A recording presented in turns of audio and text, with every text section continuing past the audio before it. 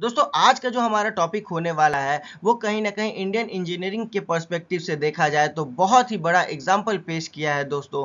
क्योंकि अब ऐज़वाल जो है जो कि मिज़ोरम का कैपिटल है दोस्तों, वो इंडियन रेलवे के मैप में उतर चुका है। ये दोस्तों एक ड्रीम प्रोजेक्ट के तौर पे था जिसको कॉन्सेप्ट में 1999 के में लाया गया था और इसको नेशनल प्रोजेक्ट 2008 में बनाया गया। दोस्तों इसको टोटली बनने में अगर देखा जाए तो 2025 में ये क्लियर होता हुआ दिखता है, जो कि आज़ादी के 77 साल लग गए इसको बनने में। या फिर दोस्तों अगर समझा जाए तो मेनली ये क्या करता है कि अब इंडिया के अदर स्टेट के साथ मिजोरम को भी जोड़ने का काम करता है। दोस्तों प्रोजेक्ट जो है वो बैरागी से लेके सायरंग तक कनेक्ट किया गया है, जो कि दिखाता है कि ट्रैवल को इजी बनाएगा दोस्तों, आइसोलेशन को कम करेगा और उसके साथ साथ इंडिया का जो एफर्ट था दोस्तों कि नॉर्थ ईस्ट के साथ वो कनेक्ट करे इजीली। तो दोस्तों अब ये भी कहीं ना कहीं हम लोगों को पॉसिबल होता हुआ दिख रहा है। दोस्तों मैं हूं राहुल मिश्रा, स्वागत करता हूं आपका अपने इस यूट्यूब चैनल पे। और आज हम बात करने वाले हैं इस ऐज़वाल लिंक रेलवे प्रोजेक्ट के बारे में दोस्तों। तो बने रहिए क्योंकि अभी और भी स्ट्रेटेजिक पॉइंट्स है जिसके बारे में हम लोगों को डिस्कस करना है। दोस्तों अगर बात करें इंजीनियरिंग मार्वल इन हिल्स की, तो बैराबी सारंग का जो रेलवे लाइन है ये एक ट्रैक नहीं है, ये इंजीनियरिंग अचीवमेंट है। क्योंकि इस 51 किलोमीटर में हम लोगों को 150 ब्रिजेस और 50 टनल्स मिलने वाले हैं, जो कि अगर देखें तो इंडिया के कुछ ऐसे भी यहाँ पे पोर्शंस है जो कि सबसे टॉलेस्ट पार्ट है दोस्तों। दोस्तों अगर बात करें इंजीनियरिंग के दौरान जब यहाँ पे काम चल रहा था तो उसके दौरान हम लोगों ने देखा कि बहुत सारे ऐसे लैंडस्लाइड हुए हैं, फ्लड आए दोस्तों। इनफैक्ट अगर देखा जाए तो बहुत सारे ऐसे एक्सीडेंट्स हुए हैं जो कि जो कंस्ट्रक्शन को स्लो करने का काम किए या फिर कंस्ट्रक्शन को डिले करने का भी काम किए, लेकिन स्टिल इस प्रोजेक्ट को कंटिन्यू रखा गया, जो कि दिखाता है दोस्तों कि ये डिटर्मिनेशन के साथ अगर मॉडर्न इंफ्रास्ट्रक्चर को बिल्ड किया जाए तो कहीं ना कहीं हम लोग को जो डिफिकल्ट ज्योग्राफीज है उसको भी कनेक्ट करने का काम करेगा दोस्तों। बस इसमें हम लोगों को जो मोटिवेटेड एफर्ट जो दिखता है या फिर दोस्तों कहीं ना कहीं जो ह्यूमन के एफर्ट है और विजन है, यही जो है दोस्तों जो ज्योग्राफी को कनेक्ट करने का काम करता है। दोस्तों ब्रिज नंबर 196 की बात करें तो इसकी कुल हाइट जो है वो 104 मीटर है, जो कि कुतुब मीनार दिल्ली में है दोस्तों, उसकी हाइट से भी कहीं ना कहीं ऊंचा हम लोगों को दिखता है। फ्रॉम आइसोलेशन टू इंटीग्रेशन की अगर बात करें तो जो अभी रेलवे लाइन बना है दोस्तों, वो एक उस रीजन के लिए बड़ा गिफ्ट के तौर पे भी देख सकते हैं या फिर इकोनॉमिक अपॉर्चुनिटी के भी एस्पेक्ट से हम लोग देख सकते हैं। क्योंकि पहले जो गुड्स का ट्रांसपोर्ट किया जाता था ऐज़वाल के लिए, तो वो स्लो होने के कारण महंगा हो जाता था, जिसका सीधा असर किसानों और आर्टिशंस पे हम लोगों को देखने को मिलता था।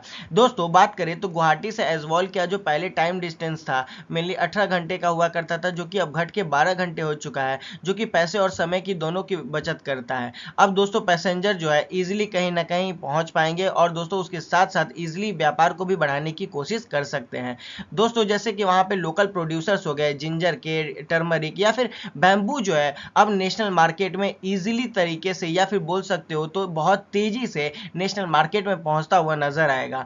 उसके साथ साथ हैंडीक्राफ्ट या फिर स्मॉल इंडस्ट्री के जो लोगों को अब बेनिफिट मिलने वाला है। इतना ही नहीं दोस्तों, आने वाले समय में हम लोगों को दिखेगा कि ये रेलवे जो है ये कहीं ना कहीं मिजोरम की इकोनॉमी के लिए एक बहुत ही अच्छा बोल सकते हो कि बूस्ट का काम करेगा। क्योंकि एम्प्लॉयमेंट बढ़ेगा, ट्रेड बढ़ेगा, टूरिज्म बढ़ेगा, तो जाहिर सी बात है कि मिजोरम का यहाँ पे इकोनॉमी धीरे धीरे इंप्रूव करेगा और इंडियन इकोनॉमी में इसका पार्टिसिपेशन जो है कंसिस्टेंट बढ़ता ही जाएगा।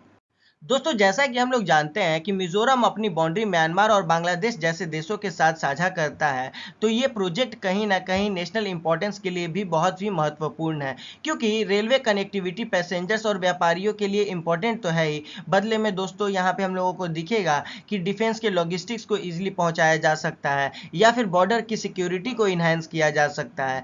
दोस्तों अगर बात करें तो इंडियाज एक्ट ईस्ट पॉलिसी की, जो कि 2014 में आया था, इसका उद्देश्य था कि क्या करना है कि साउथ ईस्ट एशिया के साथ रिलेशन को स्ट्रॉन्ग करना है, जिसमें हम लोगों को कनेक्टिविटी, कॉमर्स, कल्चर और सिक्योरिटी के थ्रू आगे बढ़ने का ये उद्देश्य रखा गया था। साथ ही साथ दोस्तों नॉर्थ ईस्ट के साथ डेवलपमेंट भी ये उसका मेन टारगेट था।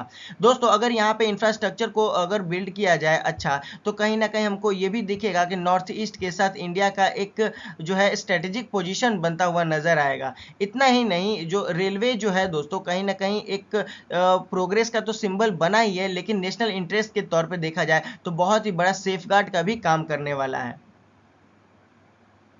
दोस्तों अगर बात करें connecting people and connecting dreams की, तो ह्यूमन सर्वाइवल के लिए बिजनेस और ट्रेड इंपॉर्टेंट तो है ही, लेकिन इस रेलवे लाइन ने दोस्तों कहीं ना कहीं बहुत बड़ा सोशल इम्पैक्ट भी यहाँ पे डाला है।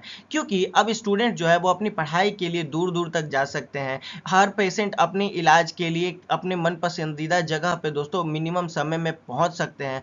और बात करें उन फैमिलीज़ की जो दूरी के कारण खुद को आइसोलेट रखा करते थे, वो भी कहीं ना कहीं अब कनेक्ट होते हुए नजर आएंगे। दोस्तों इस प्रोजेक्ट के कारण हम लोगों को दिखेगा कि यहाँ पे टूरिज्म को भी अब प्रोमोट मिलता हुआ नजर आएगा, क्योंकि मिजोरम का जो कल्चर है और उसके जो ब्यूटी है दोस्तों विजिटर्स के लिए एक अट्रैक्टिंग पॉइंट बन के नजर आएंगे।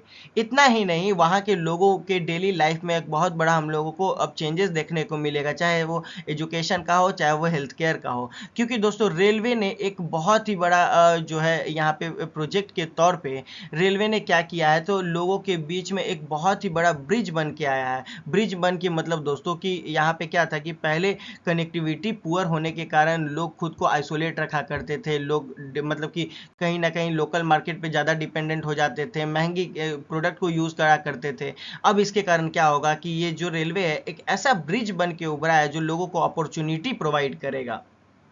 आज के लिए बस इतना ही। कैसा लगा वीडियो आप हमें कमेंट में बता सकते हैं। और ये दोस्तों अगर ये वीडियो आपको अच्छा लगा तो please like subscribe and bell icon को प्रेस कर ले, जिससे आपको आगे की आने वाली वीडियोस का अपडेट मिलता रहेगा। दोस्तों मिलते हैं अगले वीडियो में, तब तक के लिए अपना ख्याल रखें। Thank you. आज के लिए